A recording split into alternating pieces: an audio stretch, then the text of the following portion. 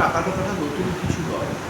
আপনি শ্রীমতী ইন্দিরা গান্ধীর বক্তব্য শুনুন ১৯৭৫ সালে যখন জরুরি অবস্থা জারি করেছিলেন, তিনি বলেছেন, বিরোধীরা নির্বাচনে জিততে না পেরে ভারতবর্ষকে অশান্ত করার চেষ্টা করছে।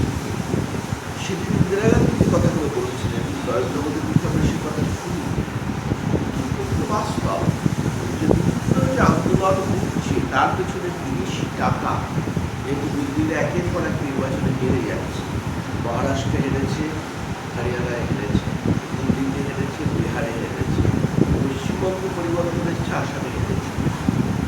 তো এই একের পর এক নির্বাচনের জনমত শাসক দলের পক্ষে চলে যাচ্ছে, কেন্দ্রের শাসক দল নির্বাচনে জিততে পারছে না। বিরোধীরা একটা রাষ্ট্রবাদী চিন্তাভাবনা উঠে আসছে, যেটা বিরোধীদের সাহায্য করছে।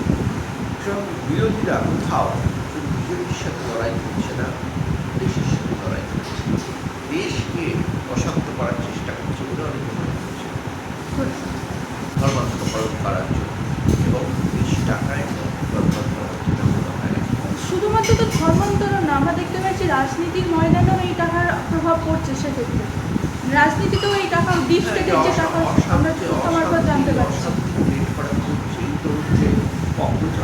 আন্দোলনটা ছোট করছি না, টাকা থেকে আসছে, এনজিওর মাধ্যমে এই টাকাটা আসছে। তবে যে লাদাখের যে মানবাধিকার কর্মী আন্দোলন করেছিলেন এনজিও চালা, তার এনজিওর টাকা বন্ধ হয়েছিল, সেটা একটা বড় কারণ ছিল। সেটা টাকাটা নতুন কিছু নয়।